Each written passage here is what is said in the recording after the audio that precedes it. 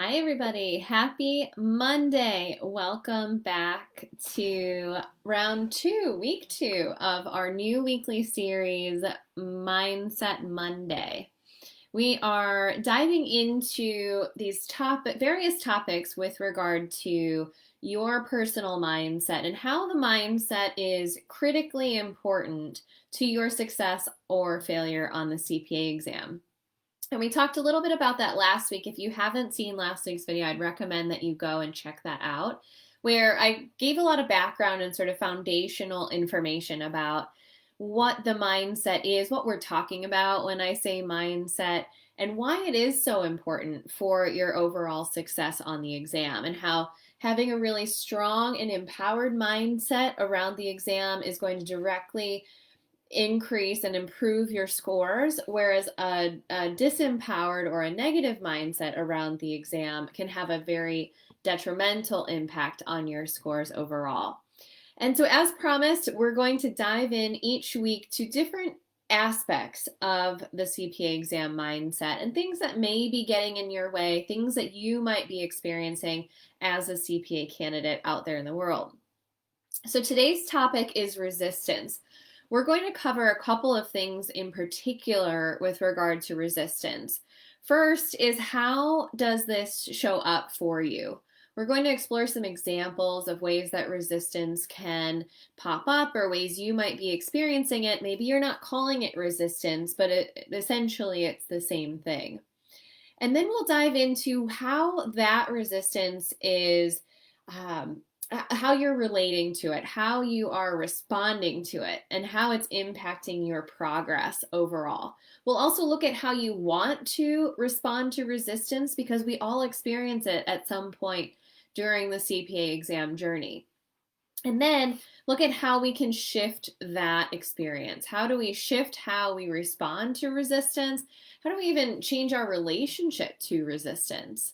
And we'll specifically look at how we can use this resistance not as a problem, not as something that is in your way or, holding you back from your success, but actually we can use it as a guide and as a tool to help in sort of give you an idea of where you should be spending your time. So let's dive in. Generally speaking, resistance is a favorite topic of mine. I love to talk to my clients about it. And like I said, everyone experiences this at some point during their CPA journey. Maybe you think you haven't, and it could be that we're just using different language about it. So I will give you some examples. But it's one of my favorite topics because I think it's one of the greatest learning tools and the greatest opportunities that we have to increase your chance of passing the exam. Now, that may seem counterintuitive. Why would we want resistance in order to boost your scores? Promise we'll get there. So there's some examples that I see consistently with candidates, some areas that you might be experiencing resistance. One in particular is the simulations. I see a lot of people have resistance around the simulations. You might also experience resistance around specific topic areas like bonds or leases or partnership tax, depending on what section of the exam you're digging into. You may also experience resistance about the exam in general. Maybe you're simply afraid of the whole exam. So ways that this shows up, you may be experiencing it as procrastination. You might be experiencing it as outright avoidance. I just avoid doing simulations at all costs. Or you could just be putting things off in general. I haven't taken the exam because I've been too busy at work, or it's not the right time, or, oh, we're getting pretty close to busy season now, I'll just wait until the spring, I'll take it later. So it can be resistance in terms of procrastination, avoidance, but also in sort of a nasty way, it can become resignation, and that sounds a little bit like this. I've always been terrible at economics. I'm never going to understand it. It's just my weak area, so it is what it is. So instead of diving into the econ section, going in with a learner's mindset, being open to exploring the topic, maybe getting outside resources and support, we've just become resigned to the fact that that's going to be a problem area for me. I'm not going to ever be super strong in it. There's nothing I can do about it. And so I just have to deal. So that's another way that, if we don't deal with resistance early on, it can sort of fester and linger and become outright resignation. And as we said, this can ultimately hold you back from taking exams in general, may have you not even starting the exam process, or it could be showing up like self-sabotage when you get credit for certain exams, but then then the resistance comes when you've had some successes and can't imagine, yourself actually being done with this exam. And so that's the procrastination kicks in with those last couple of exams, or maybe the last one, the one you've been most afraid of. So this can be, if it goes untreated, undealt with, it can really start to hold you back and cause you some major challenges and major problems as you get deeper and deeper into this process. So I want to just take one example, and we're going to use simulations as an example because I think that's very common, certainly common among my clients, likely common among many of you as candidates. But if simulations aren't the thing that you resist, feel free to just replace that word. Whenever I say simulations, replace it with whatever it is you are resisting. So let's dive into this idea of how you respond to it currently. So if you think about this item, this topic, this exam that you're resisting, or in our example, simulations, how do you currently respond to that resistance? You feel it bubbling up inside of you. What does it cause you to do? What happens when you start to feel that resistance? Do you avoid it? Do you let other things take higher priority? Do you completely, all of a sudden now you have to organize your desk or clean your car or do something that has otherwise not been high priority, has not been important for you? What happens when you experience that resistance? Does it completely throw you off your game? Do you get nervous? Do you get distracted? Do you do it anyway, but you're actually thinking about other things? How does it show up for you? It's important to recognize the signs in yourself when resistance is bubbling up. And then I want you to think about, how do you want to respond to things like this? So if we've got simulations and currently you avoid them altogether, you probably have a lot of stories, a lot of reasons why you can't possibly do simulations right now. That's all the resistance talking. How do you want to be relating to those simulations? What would be better for you? What would be more aligned to your goal of passing the CPA exam? How would you respond if that resistance weren't there? Would you want to be able to work through that resistance? Would you not want to be scared or worried about it? Maybe more able to focus on that topic, maybe even excited. Would you want to be excited about taking on the simulations? That's all possible. So how do we make that shift from where we are now, experiencing resistance in some area, to this desired approach, this desired way of handling any sort of topic or challenge that comes at you? The first step is to write down all of your judgments, your assessments, and your stories about this resistance. So again, we'll just run with my example of the simulation. So what we're really trying to get to is, what is that underlying concern? What are you really worried about? Because if you think of it like, I like to think of it like an elevator. And we're at the ground floor right now. We're at the surface level that says, I just don't like simulations. I don't want to do them. I don't like them. I'm not good at them. It could be anything. But that's at the surface level. We need to take that elevator down a few floors. We need to dig deeper and see what's really going on. So some of your objections might be, they take too long. They are exhausting. I'm worried that I'll dig into them and I don't know how to get started. I'm worried I'll get them wrong. I'm worried that this is going to prove to me that I'm actually not as prepared as I thought I was. Maybe this will highlight that I haven't actually gotten ready for these exams. Maybe my study approach has been flawed. Maybe you'll learn that you are not smart enough or not good enough. Not learn that. Maybe that's what your internal dialogue would say when you're faced with this challenge of tackling a simulation. That's what we're trying to get to here. It's actually not about the Sims. Maybe it's actually about you not feeling smart enough or not feeling good enough to be able to conquer this challenge. So whatever those are for you, write down all of those objections, all of those negative thoughts, those conversations that are going through your head when you're experiencing this resistance. Now, the next thing to look at is, what do you do to overcompensate for those feelings? So I worry that it's going to take too long, that these are exhausting, that I might get it wrong. All of these things, in order to not have myself be proven right about that, in order to not actually have to face the fact that I might not be smart enough to take this exam, what do? I avoid it. I avoid it altogether. I just don't ever look at the Sims. I don't do the simulations. Now keep in mind, those mindsets, those judgments, they're not true. It's not true that you're not smart enough to tackle this exam. You do have what it takes. You can pass this exam. These are just some of the ways that our self-sabotage gets in the way. This is the way that the resistance is coming out and sort of manifesting itself for you. And what it causes you to do, because we don't want any of those things to be true, any of those things we're afraid of or worried about. Of course we don't want that to be true. So what do? We certainly don't want to face it. We don't want to find out that maybe behind door number 1 is something that says, oh, I'm not smart enough, or my study approach has been wrong.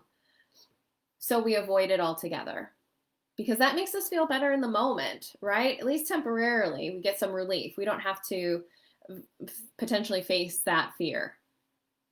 But what's the long-term cost of that? Well, the long-term cost is we don't actually know if you're prepared or not. We get to believe, by avoiding those simulations, we get to believe that you are more prepared than you actually might be in reality. But it also may be causing you fear and unneeded stress and anxiety if you're making up that you're really terrible at them. If we don't actually go in and do them and practice those simulations, you won't have the opportunity to find out that you're actually really great at it, that that's your biggest opportunity to earn points.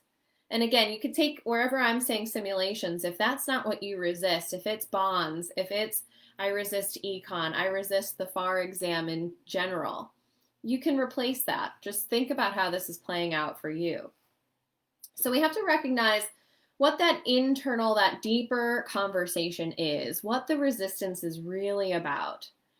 We have to recognize how that is impacting our behavior. If it has you avoiding it, not, procrastinating on it, not taking them seriously, any other ways that you could be overcompensating for it, prioritizing other things. And then we have to say, all right, what's the new way I'm going to relate to this? If my old relationship, if my thought about these simulations are going to be the death of me, right? These are going to be the things that cost me all the points on the exam. I'm never going to be able to overcome this. This is going to just cost me passing the exam. If that's our old way of relating to it, and that's causing the resistance, we need to actually come up with a new relationship to those resistance areas, whether it's the simulations or the content of the exams. So what's a new way you could relate to them? Think about that for a moment. I'm going to give you an example. One way that I like to think of it, first of all, is that while they may be challenging, the simulations are actually the biggest opportunity for you to earn points. And that's true of anything that you may be resisting on this exam, especially if it's content related or if it's a particular part of the exam. That resistance is often sort of actually indicating for you where you should spend your time. We often experience resistance in areas where we feel less confident. So if you're super solid on auditing cash, for example, you may not experience resistance to that because it's comfortable. Your resistance is going to show up when You tackle things that are not as comfortable for you, maybe new, something that would potentially lead you to believe that you're not smart enough, not good enough, not prepared, right? All those nasty thoughts that might run through your mind. So, in order to do that, we need to change up our relationship to it. Instead of thinking that these are the things that are going to potentially take me out or cost me points on the exam, we need to think about that these are actually the biggest opportunities for you to earn points.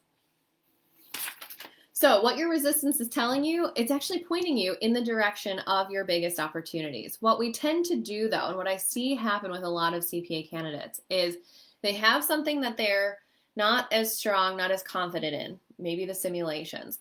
We avoid, and what ends up happening? We don't get as much practice on the simulations as you might want, or as much as you get on these other areas where you are stronger. And so what happens in your results? Yeah, it turns out your simulations are your weaker area. So it becomes sort of a self-fulfilling prophecy.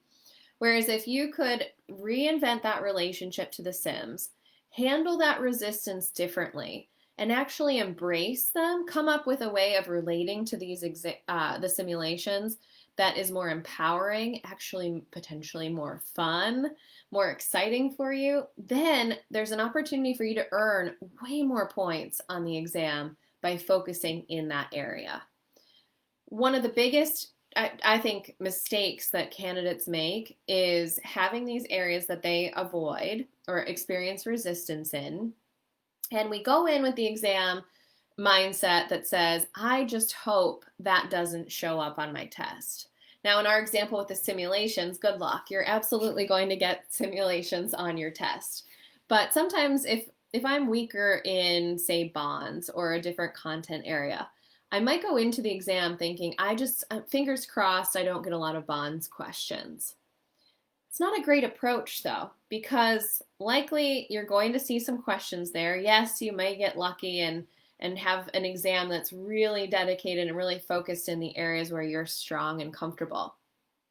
But I equate that to, if we're walking alongside each other and I shove you with no warning, I'm likely to be able to push you over, knock you over, get you off balance pretty easily. Whereas if I said to you, hey friend, I'm going to shove you, and then I do, you're going to brace, right? You're going to be ready for it. So instead of going into these exams hoping that something doesn't show up and then being surprised and caught off guard when it does show up, the more empowered way to look at this, the more impactful, I think, approach is to assume that all of those things are going to show up on the test and doing what you can during your preparation process to get them as solid as you possibly can. So in that way, instead of seeing them as problems, we actually start to see these resistance areas as the biggest opportunities for you. So how do we use them as a guide? Exactly that way. What am I experiencing resistance about? What am I really worried about at the end of the day? I'm really worried. It's not just about the Sims. It's actually that I'm worried that my study approach isn't good. I'm afraid to find out that I'm not prepared for this exam. How could you figure out if that's true or not? Go and do some simulations. Get some facts. Wherever we don't have the full picture of facts, our minds become meaning-making machines. We just fill in the gap. And usually that story that we're telling ourselves is much more negative than the reality. So a lot of times we tell ourselves, oh God, I'm going to be terrible at this. The simulation is going to be horrible. But when you actually get in there and start to break them down and do them one step at a time, they're not that bad. And you can actually start to see them as a learning tool. So how I like to use this as a guide is by using that resistance as a beacon, if you will. It's pointing you in the direction of where you should be looking, where you should be spending your time, not what you should be avoiding. I often will say to my clients, what are you hoping does not show up on this test? And they love and hate when I say that because they know it means that that's where they need to go and spend some time. They need to go and build that muscle, get more comfortable in that area. So you can use your resistance in the same way. What are you avoiding? What's that thing you've been putting off? It's the thing that's going to make the biggest difference for you. So that goes to our final point about how do we befriend that resistance as opposed to ignoring it. And I think I've touched on this throughout today's training, but really want you to start embracing that resistance as a tool, as a beacon and a guide for where you should be spending your time, and start to explore and get beyond just the initial surface level what the resistance is. I'm afraid of this exam. Well, what is it about the exam? What are you afraid you might learn about yourself? What are you afraid this might prove to you to be true about yourself that you're really hoping is not true? That you're not good enough or not smart enough or not don't have your stuff all together like everyone thinks. Whatever that is. So we have to get down to that deeper level, that sub level, what's really going on. And then finally, I just like to give you the reminder that when we don't respond to this resistance, if we just ignore these things, sweep them under the rug and hope they go away, hope bond doesn't show up on this test, hope that problem area isn't really heavily covered, the challenge is it's just going to come back and bite you, come back at a more inopportune time, bigger, more, even stronger levels of resistance than if you had just dealt with it when it showed up the first time. So I encourage you, if you are experiencing resistance like this, either putting off the exam in general altogether, if you're putting off a certain part of the exam, if you're putting off simulations or avoiding different content, go through this exercise for yourself. Make your notes. Really explore what's really going on for you and shift up that relationship to that problem area or the thing that you're avoiding. What opportunity could lie in that exam? What opportunity could lie in this whole CPA exam process for you? If you have questions, please, send me a direct message. You can message me on Instagram. Also, I'd love to explore your flavor of the resistance that you are experiencing. But the most important thing is to address it as it comes. Don't avoid those things. Embrace them. Start to have that more empowered, more friendly relationship. Maybe it could be more of a love-hate relationship than a hate-hate relationship. I'll accept that. You just need to embrace those areas of resistance as your biggest area of opportunity and the best opportunity and chance you have to earn maximum credit on these exams. All right, I hope you will join us next week for another Mindset Monday. Topic for next week, let me see, I can give you a little sneak preview.